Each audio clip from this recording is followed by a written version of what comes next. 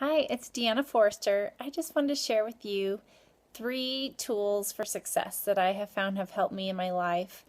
No matter what I'm trying to achieve, whether it's like a physical activity, something in business, something in home, whatever, um, I feel that these attributes go with anything. So, first of all, I'm going to kind of relate this to fitness because I feel like it's easier to understand and relatable that way. Um, to set attainable goals, realistic goals, and to have consistent effort. So I'm going to relate this to physical activity and running specifically. I've run several marathons myself, and after I ran my first marathon, I just wanted to teach everybody how to do it and say, oh my gosh, anybody can do this. Because I was just a regular person who had this goal and dream and started out with bite-sized realistic goals, and I kept adding to them, and eventually I was able to run 26.2 miles. And when I first started, I could barely run a minute. I had just had my second child. This was over 10 years ago, and it was a struggle to run a minute. And had I gone out and just tried to run 26 miles all at once the very first day, I would have given up after that first minute and said, you know what, this just isn't for me. It's funny because a lot of people will tell me, well, that's easy for you because you enjoy running. And guess what? I don't really enjoy running. I like how I feel when I'm done, and I like having goals to set for myself and reaching them and having PRs and doing better each time and whatnot. But as far as really enjoying running, there's a few moments where the temperature's just right and it's pretty outside and I feel good, but for the most part it's not really enjoyable until it's over with. So this relates in business and in any other task as well, because really most of the time the tasks to get to our end goal and result are really not a lot of fun.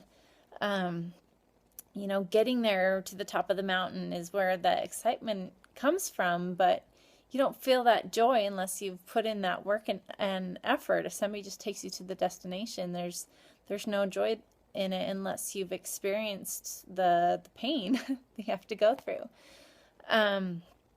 So I want to talk about making bite-sized realistic goals. When I started out, it was doing the Couch to 5K program where you alternate running and walking for 90 seconds of running and walking, and then you get to the point where you're running for 2 minutes and then 5 minutes and eventually a mile, and then you just keep adding. And so I would say the second key is to always stretch yourself. If you're not adding a little bit more each week, pushing yourself just a little bit harder, you're never going to grow. You're just going to stay right where you're at. And so that key in running a marathon is adding 10% each week. If you are at 3 miles, then the next week you run 3.3. And then, 4 miles and 4.5 miles. And you just keep going up just a tiny bit more. And each time, you're pushing yourself, but it's still a doable task. And then before you know it, you're at that end goal.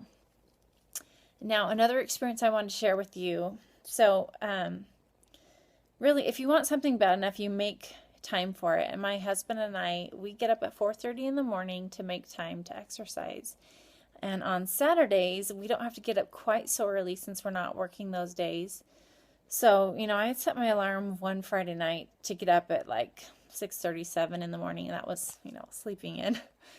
And anyway, the time rolled around, and I just did not feel like getting out of bed. And so I had this mental struggle in my head, okay, get yourself out of bed and go for the run. You'll feel better after you do it.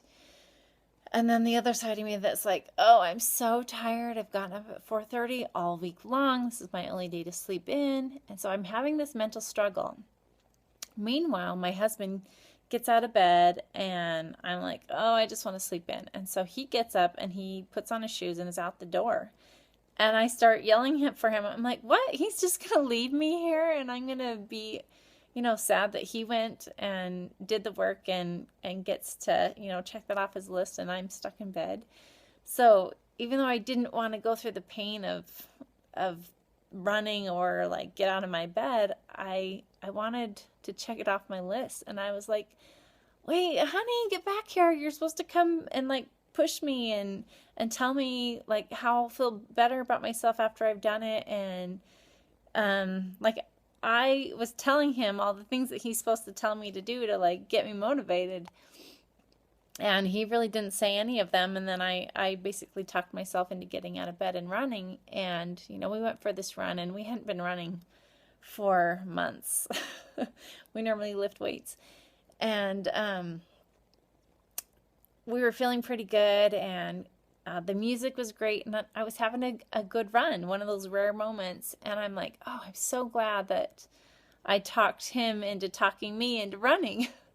So a lot of times I think we want that in an accountability buddy. We want somebody to push us to do what we know we can do. And many times, you know, we just need that extra nudge. So I'm going to say these three things. Find yourself, number one, an accountability partner, somebody that will hold you accountable and push you to do what you know you are capable of doing, even if you have to tell them what they need to be doing. And then two, have consistent effort, bite-sized goals. And then three, you need to be pushing yourself each week to do something just a little bit more. And with those three tasks, I know that you can reach your goals. So go after those dreams. Have a great day.